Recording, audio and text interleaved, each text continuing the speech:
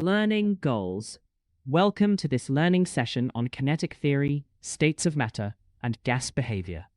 In this course, we shall address kinetic theory, states of matter, phase changes, fundamental gas laws, ideal and real gas behavior, diffusion, hydrogen and carbon dioxide, preparation and uses, ammonia gas, preparation and uses. There will be a quiz at the end to test your knowledge. Introduction to Kinetic Theory of Matter. The kinetic theory of matter is a fundamental concept in chemistry that explains how different states of matter behave. It is based on the idea that all matter is composed of tiny particles, molecules, atoms, or ions, that are in constant random motion. This theory helps us understand the macroscopic properties of substances by examining the microscopic behavior of their constituent particles. This section will focus on understanding and applying the kinetic theory, particularly how particles behave in gases. We will also explore how various gases are prepared in the laboratory and their practical uses in everyday life. For instance, the kinetic theory helps explain why a balloon expands when heated, as the gas particles gain kinetic energy and collide more frequently with the balloon's inner surface. Key concepts in kinetic theory. Understanding the kinetic theory requires familiarity with several key terms. Particles are the small constituent units of matter, which can be atoms, molecules, or ions. Intermolecular forces are the forces of attraction or repulsion that exist between these particles, influencing how they interact and arrange themselves. Diffusion is the process where particles spread out from an area of higher concentration to an area of lower concentration, a phenomenon easily observed when a perfume scent fills a room. Brownian motion describes the random movement of particles suspended in a fluid, resulting from collisions with fast-moving fluid molecules. This was first observed by Robert Brown in 1827 when studying pollen grains in water.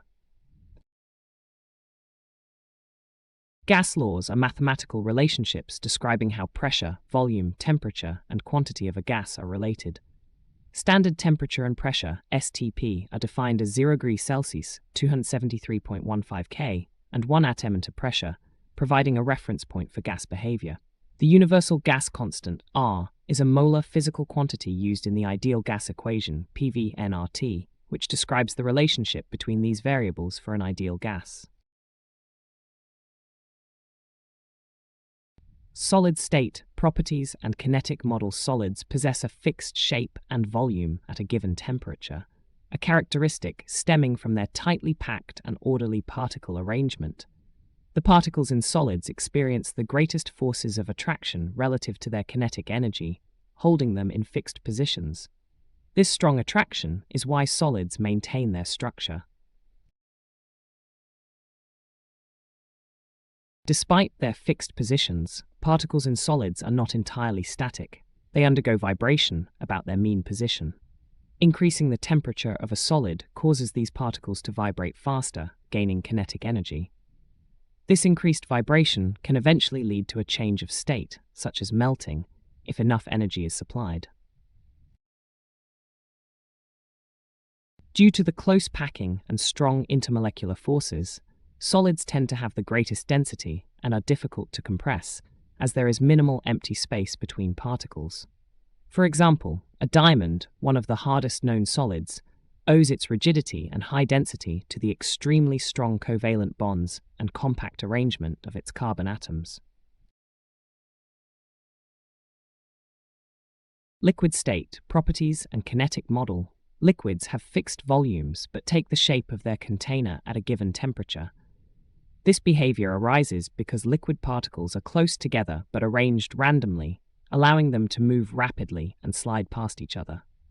The intermolecular forces in liquids are stronger than those in gases, but weaker than those in solids, permitting fluidity. The particles in liquids are constantly in motion, gaining kinetic energy when the temperature increases, which makes them move even faster. This increased kinetic energy allows particles to overcome some attractive forces, leading to expansion upon heating. For example, the expansion of mercury in a thermometer is a direct application of this principle. Liquids generally have greater densities than gases because their particles are closer together due to stronger attractive forces. They are also not easily compressed, similar to solids, because there is little empty space between the particles. This explains why hydraulic systems, which rely on the incompressibility of liquids, can transmit force effectively. The kinetic model helps us understand the differences between solids and liquids. This section explores their properties and behaviors. Solids have a fixed shape and volume due to strong intermolecular forces, holding particles in fixed positions, allowing only vibration. Liquids, however, have a fixed volume but take the shape of their container because their particles can slide past each other, though still held by significant attractive forces. In terms of density, solids generally exhibit the highest density because their particles are most closely packed. Liquids are less dense than most solids, but significantly denser than gases as their particles are still relatively close. For example, ice, solid water, is an unusual exception, being less dense than liquid water, which is why it floats. Both solids and liquids are difficult to compress due to the minimal empty space between their particles. This contrasts sharply with gases, which are highly compressible. The incompressibility of liquids is crucial for applications like hydraulic brakes, where pressure needs to be transmitted efficiently without significant volume change. Gaseous state, properties and kinetic model. Gases have no fixed shape or volume, instead expanding to fill any container they occupy. This is because the forces of attraction between gas particles are negligible, allowing them to move independently and randomly. The actual volume of individual gas particles is considered negligible compared to the vast volume of the container they fill. Gas particles are widely spaced and scattered, undergoing rapid, random motion. The average kinetic energy of these particles is directly proportional to the absolute temperature of the gas. This means that as temperature increases, gas particles move faster and collide more frequently and forcefully with the container walls. Gases exert pressure due to the continuous collision of their particles with the surfaces of the container. Because of the large spaces between particles and negligible intermolecular forces, gases have very low densities and are easily compressed. This property is utilized in many applications, such as airbags in cars, where a large volume of gas is rapidly compressed into a small space upon impact. Phase changes, melting and freezing. Melting is the process where a solid transforms into a liquid upon heating. When solids are heated, their particles absorb thermal energy, which increases their kinetic energy and causes them to vibrate more strongly. As the temperature rises, these vibrations become energetic enough to overcome the attractive forces holding the particles in their fixed positions. Once the attractive forces weaken sufficiently compared to the particle energy, the particles become free to move around, transitioning from an ordered solid structure to the more random arrangement of a liquid. The melting point is the specific temperature at which this phase change occurs. For example, ice melts into water at 0 degrees Celsius, 203.15 K, at standard atmospheric pressure. Freezing is the reverse process, where a liquid transforms into a solid upon cooling. As liquids are cooled, their particles lose kinetic energy, causing them to move more slowly. This reduction in kinetic energy allows the attractive forces between particles to become dominant, restricting the particles to fixed positions. They still possess some motion, but it is primarily vibrational. Phase changes, evaporation and condensation. Evaporation is the process where particles of a liquid escape from the surface to form a vapor, occurring below the boiling point. On heating, Surface particles gain enough kinetic energy to overcome intermolecular forces and break away into the gaseous phase. This is a surface phenomenon, unlike boiling. Boiling is a rapid vaporization process that occurs throughout the bulk liquid at a specific, fixed temperature known as the boiling point. At this temperature, vapor bubbles form within the liquid and rise to the surface. For example, water boils at 100 degrees Celsius, 373.15 K, at standard atmospheric pressure, a critical temperature for many cooking and industrial processes. Condensation is the reverse process of vaporization, where a gas changes into a liquid. This occurs when the temperature of the gas is lowered, causing its particles to lose kinetic energy and form intermolecular bonds, transitioning back into a liquid state. A common example is the formation of dew on grass or fog in the air when moist air cools. Visualizing phase changes of matter. The transitions between solid, liquid, and gaseous states are fundamental to chemistry and everyday life.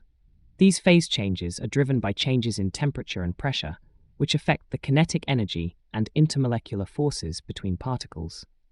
Understanding these transitions is crucial for many scientific and industrial applications. Melting and freezing represent the interconversion between solid and liquid. Evaporation and condensation describe the transitions between liquid and gas. Sublimation is the direct transition from solid to gas, bypassing the liquid state, as seen with dry ice. Deposition is the reverse, gas directly to solid, like frost formation.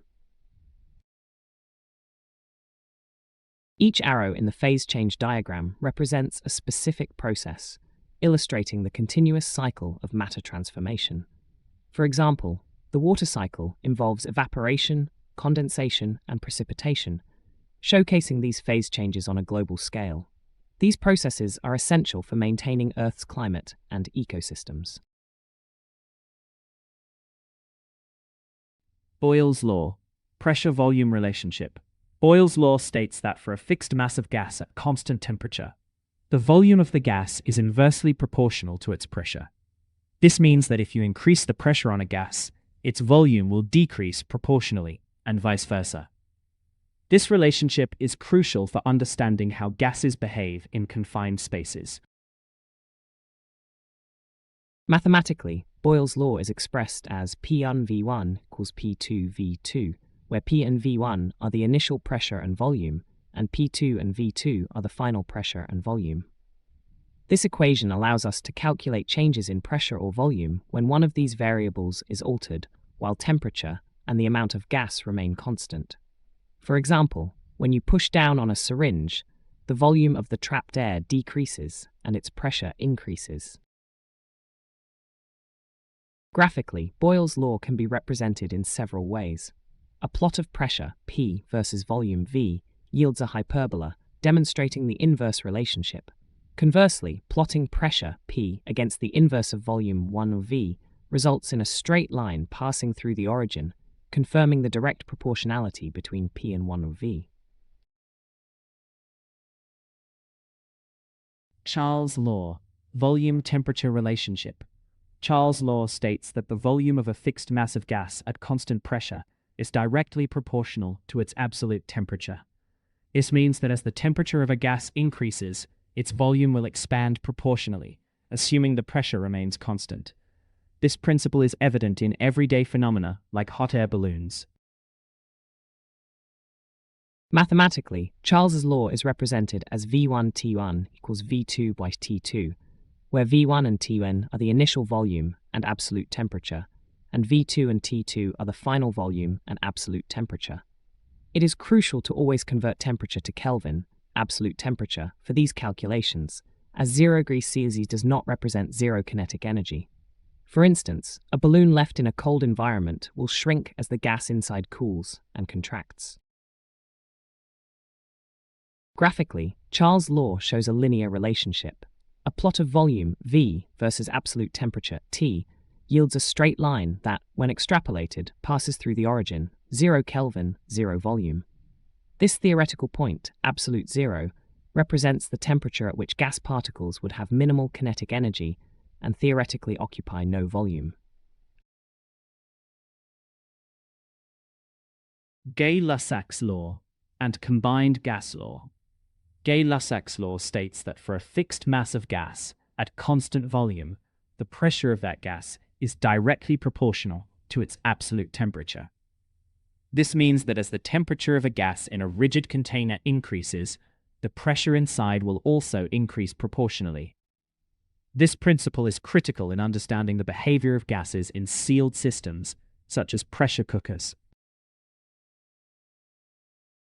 Mathematically, Gay-Lussac's law is expressed as P1 T1 equals P2 T2, where P1 and T1 are the initial pressure and absolute temperature, and P2 and T2 are the final pressure and absolute temperature.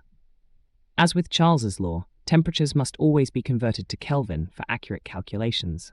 For example, heating a sealed aerosol can cause a dangerous pressure buildup due to this law. The combined gas law integrates Boyle's, Charles, and Gay-Lussac's laws into a single equation, P1 V1 T1 PV2 T2. This law is used when the pressure, volume, and temperature of a fixed amount of gas all change simultaneously. It provides a comprehensive way to predict gas behavior under varying conditions, making it highly versatile in chemistry and engineering applications. Avogadro's law, moles-volume relationship. Avogadro's law states that equal volumes of all gases at the same temperature and pressure contain the same number of molecules or moles. This means that the volume of a gas is directly proportional to the number of moles of gas present, assuming constant temperature and pressure.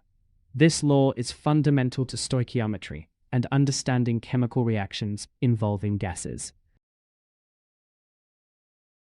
Mathematically, Avogadro's law is expressed as Vn equals K, where V is the volume occupied by the gas, N is the number of moles of the gas, and K is a constant of proportionality. This relationship implies that if you double the amount of gas moles in a container, the volume will also double, provided temperature and pressure are kept constant.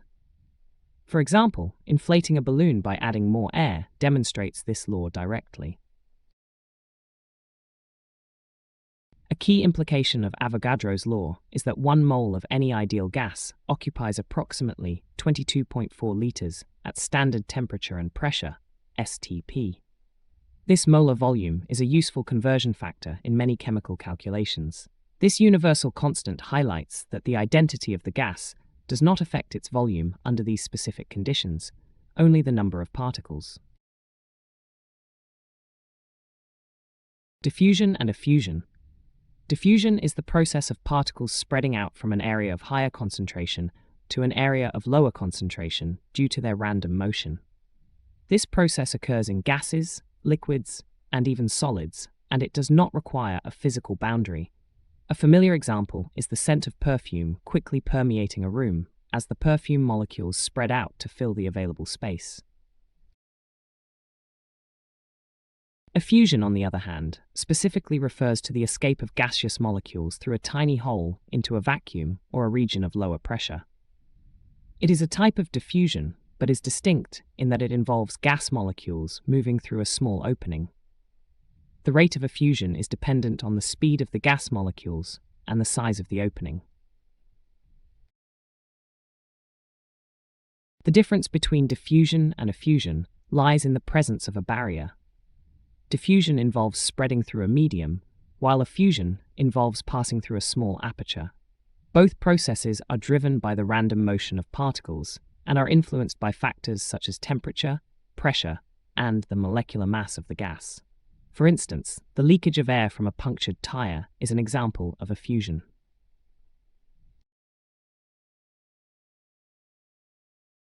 Graham's law of diffusion-effusion.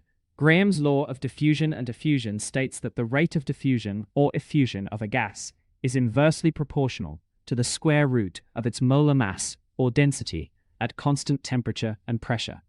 This means that lighter gases diffuse and effuse faster than heavier gases. This law was formulated by Thomas Graham in 1846. Mathematically, for two gases, gas 1 and gas 2, diffusing at the same time, the law is expressed as rate 1, rate 2 equals m2, m1, or rate 1, rate 2 equals d2, d1, where m represents molar mass and d represents density. This inverse relationship explains why a lighter gas like hydrogen can escape a balloon much faster than a heavier gas like oxygen.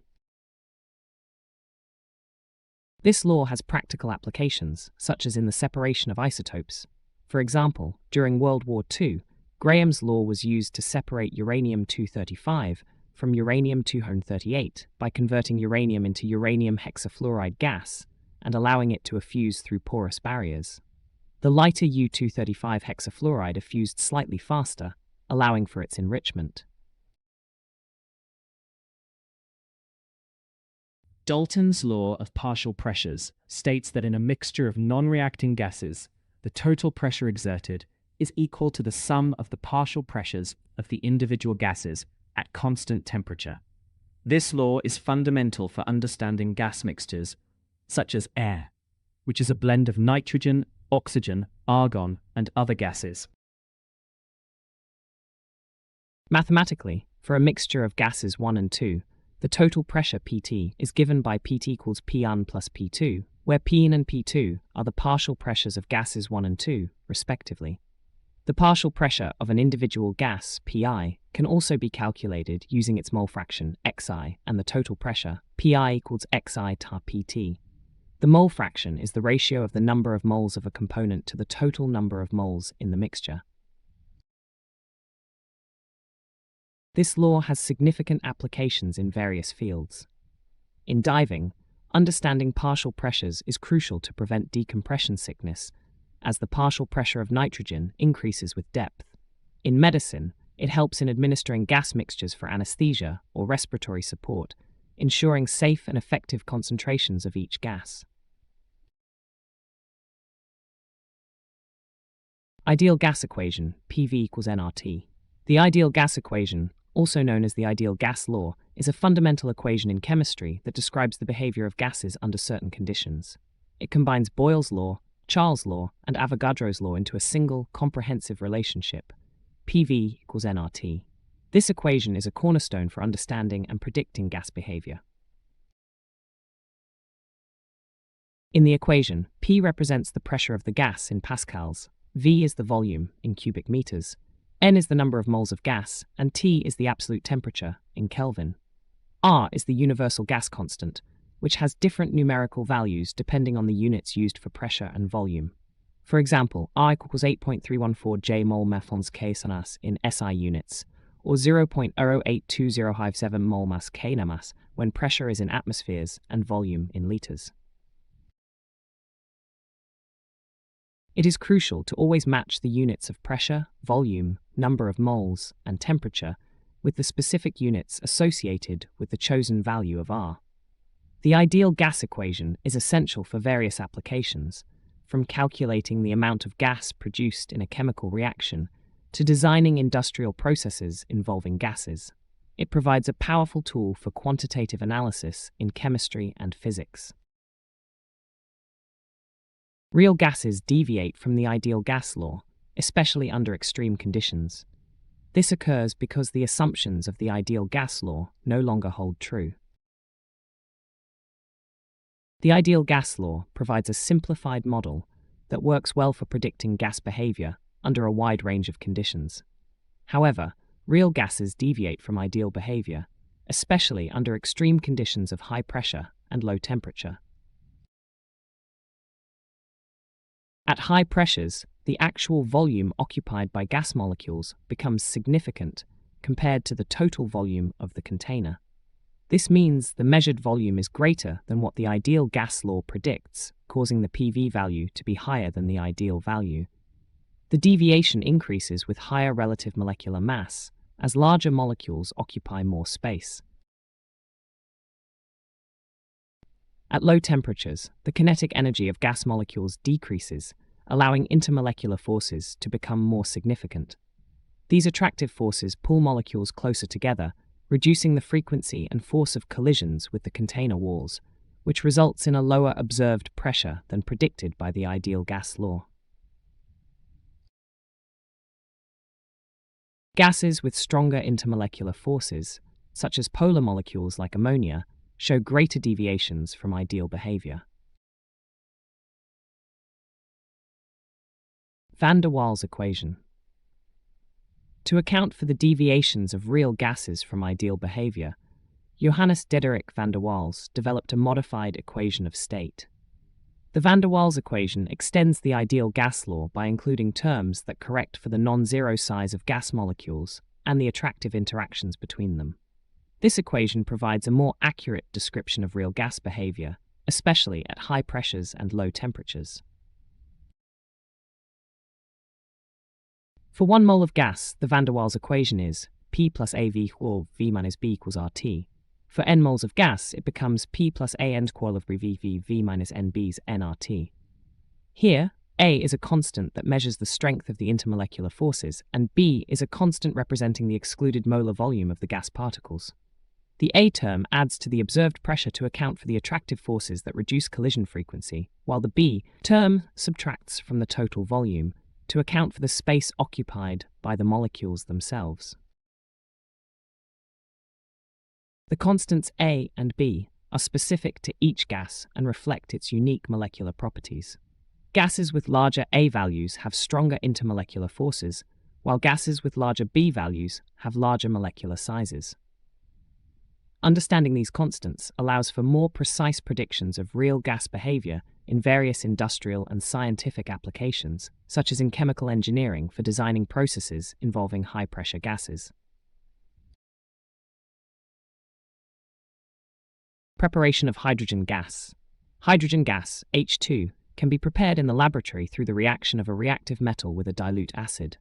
A common method involves reacting zinc granules or magnesium ribbon with dilute hydrochloric acid, HCl, or sulfuric acid, H2SO4. The reaction produces hydrogen gas and a salt, such as zinc chloride or magnesium sulfate. The equation for the preparation of hydrogen gas using magnesium and hydrochloric acid is MgOS plus 2HClAq, MgCl2aq plus H2G. This reaction is typically carried out in a conical flask with a thistle funnel for adding acid and a delivery tube to collect the gas. The gas is usually collected by the downward displacement of water, as hydrogen is insoluble in water and less dense than air. To test for hydrogen gas, a burning splint is brought near the mouth of the gas jar. The presence of hydrogen gas is confirmed by a characteristic pop sound when it ignites. This pop is due to the rapid combustion of hydrogen with oxygen in the air, forming water. To dry hydrogen gas, it can be passed through anhydrous calcium chloride, CaCl2, which absorbs moisture. Properties and uses of hydrogen gas. Hydrogen gas possesses several distinct physical properties. It is the lightest gas and has the lowest density, making it useful for applications requiring buoyancy, though it is highly flammable. It is also a colorless and odorless gas, making it undetectable by human senses without specialized equipment. Furthermore, hydrogen is insoluble in water, which is why it is effectively collected by water displacement. Chemically, hydrogen is neutral to litmus, meaning it does not change the color of litmus paper. Under normal conditions, it is relatively unreactive, but it readily burns in oxygen, air, with a characteristic pop sound to produce water, as shown by the equation 2H2G plus O2G 2H2O L. Hydrogen also reacts with halogens, for example, H2 plus F2G 2HFG.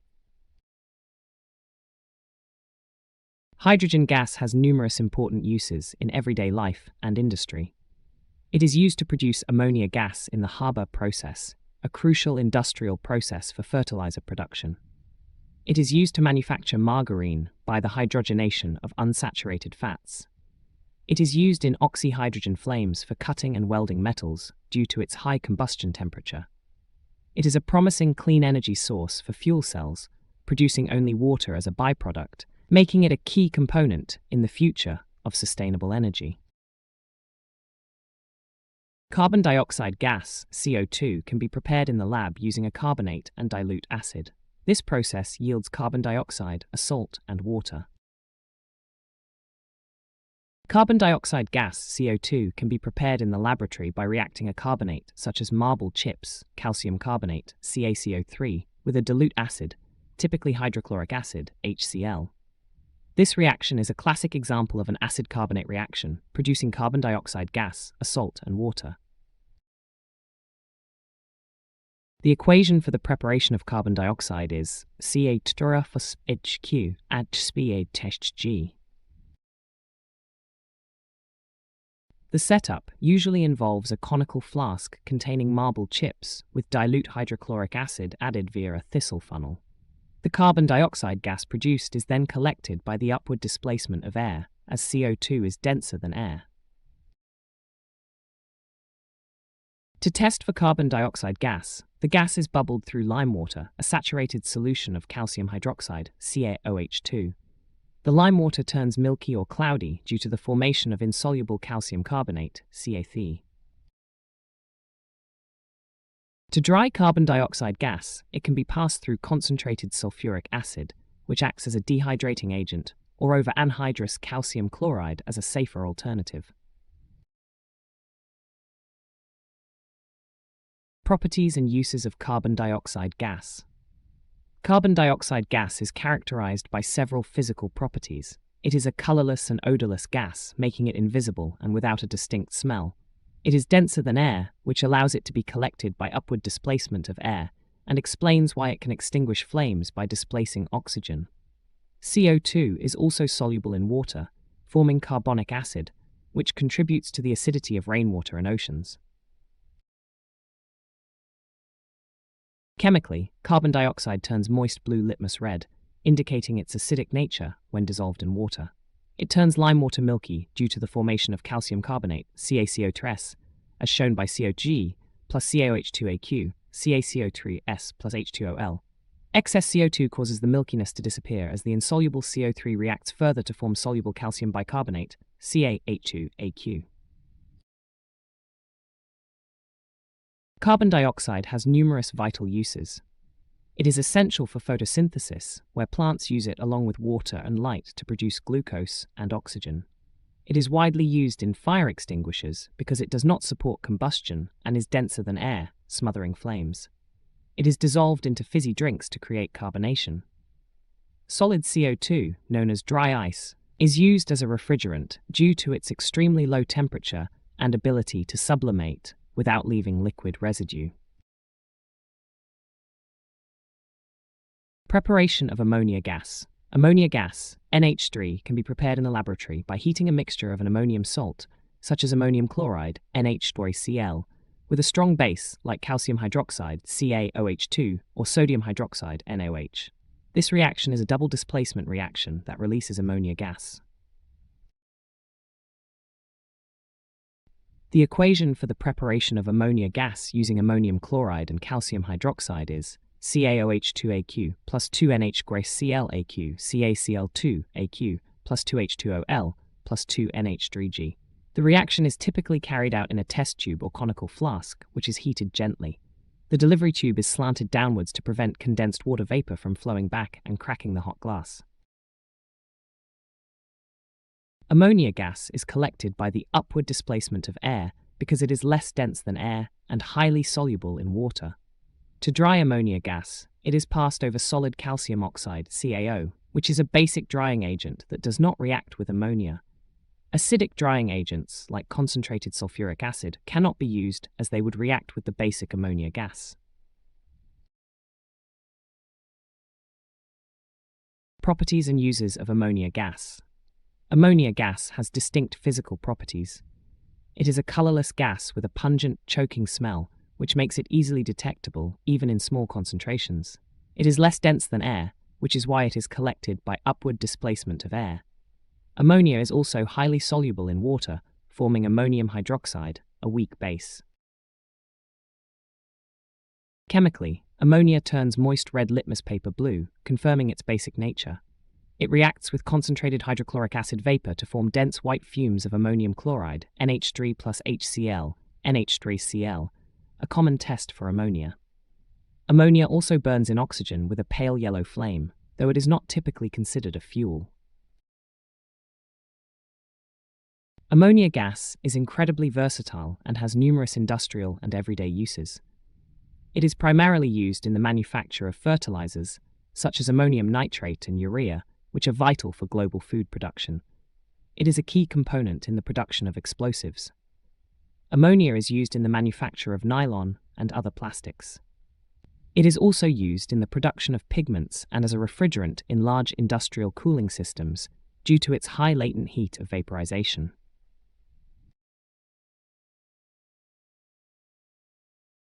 Summary. Well done, you have completed the course, Kinetic Theory, States of Matter, and Gas Behavior. You should now be familiar with kinetic theory, states of matter, phase changes, fundamental gas laws, ideal and real gas behavior, diffusion, hydrogen and carbon dioxide, preparation and uses, ammonia gas, preparation and uses. Should you need to revisit any of the topics in this course, please use the menu at the bottom of the screen.